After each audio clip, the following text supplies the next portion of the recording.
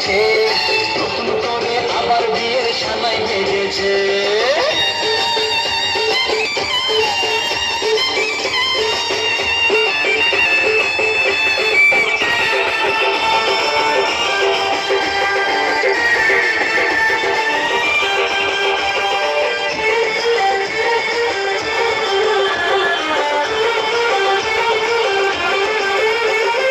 পারবে না কেউ তোমার আমার মাঝে দেওয়াল তুলে দিতে, ভালোবাসা এত কাজে পারবো তাকে ভেঙে দিতে।